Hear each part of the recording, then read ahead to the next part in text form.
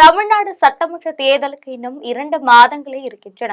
பல்வேறு அரசியல் கட்சிகளும் தற்பொழுது கூட்டணி முடிவுகளை எடுப்பதில் மும்முரமாக பணியாற்றி வருகின்றன. அந்த வகையில் மருத்துவர் ராமதாஸ் தலைமையிலான பாட்டாளி மக்கள் கட்சியும் பிரேமலதா விஜயகாந்த் தலைமையிலான தேமுதிகவும் இன்னும் கூட்டணி முடிவுகளை அறிவிக்காமல் இருக்கிறது. பிரேமலதா விஜயகாந்தை பொறுத்தவரையில் பிப்ரவரி 3ஆம் தேதி, அதாவது இன்று தனது அறிவிப்பை வெளியிடுவார் என்று சொல்லப்பட்டது.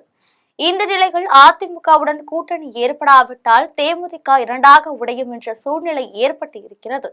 இது தொடர்பாக ஜெம் தொலைக்காட்சி வழங்கும் சிறப்பு செய்தி தொகுப்பை இப்போது பார்க்கலாம்.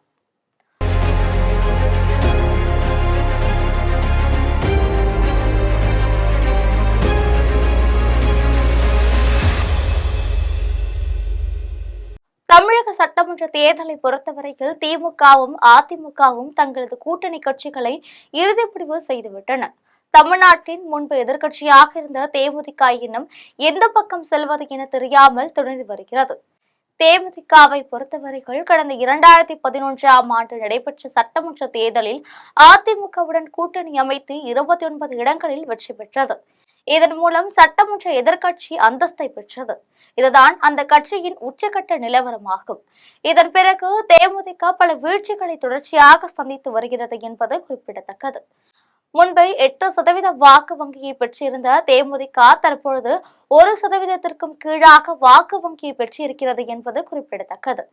இந்நிலையில் பிரேமலதா விஜயகாந்த் ஏராளமான நிபந்தனைகளை விதித்து கூட்டணிக்கு முயற்சி செய்து வருகிறார்.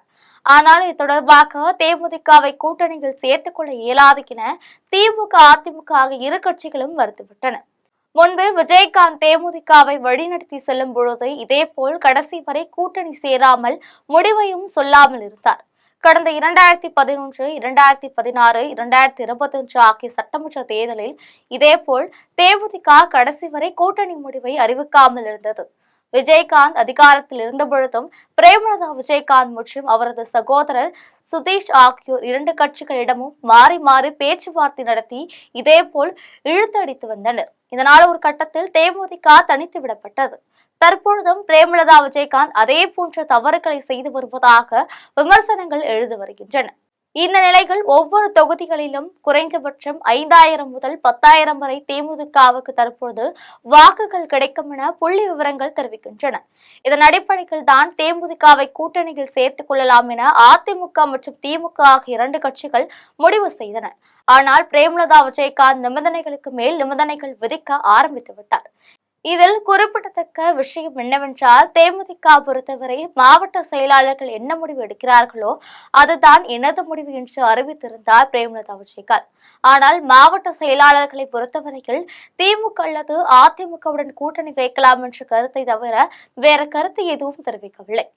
ஆனால் அதே சமயத்தில் பிரேமலதா விஜயகாந்த் தனக்கு கூடுதல் தொகுதி தர வேண்டும், தேர்தல் நிதி தர வேண்டும், அமைச்சர் பதவி தர வேண்டும், விஜயபிரபாகரனுக்கு விருதுநகர் தொகுதி தர வேண்டும் என்றெல்லாம் ஏராளமான நிபந்தனைகளை மனம் போல் விதித்து வருகிறார்.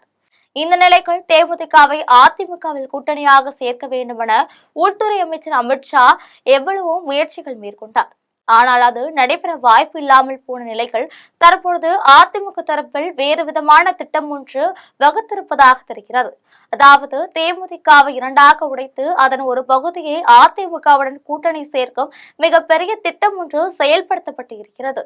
அதன் அடிப்படையில் சேலத்தை சேர்ந்த ஏராளமான தேமுதிக நிர்வாகிகளிடம் அதிமுக தரப்பில் முன்னாள் அமைச்சர் ஒருவர் பேச்சுவார்த்தை நடத்தி வருகிறார். இதேபோல் தமிழ்நாடு முழுவதும் தேமுதிக தொண்டர்கள் மத்தியில் ஆதரவு தேடும் திரைமறைவு வேலைகள் நடைபெற்று வருகிறது.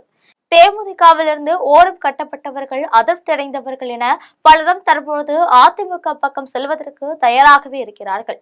எனவே தேமுதிகவை இரண்டாக உடைத்து அதன் ஒரு பகுதியை அதிமுகவுடன் சேர்க்கும் பணி மிக விரைவாக நடைபெற்று வருகிறது என்பது முக்கிய செய்தியாக பார்க்கப்படுகிறது.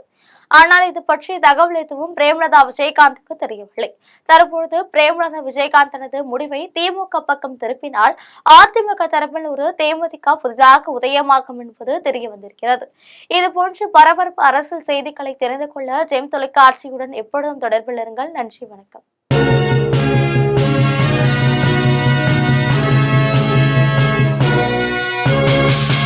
உடனுக்குடன் அப்டேட் தெரிந்து கொள்ள ஜெம் டிவி தமிழ் ஆப்பை இன்ஸ்டால் செய்யவும்.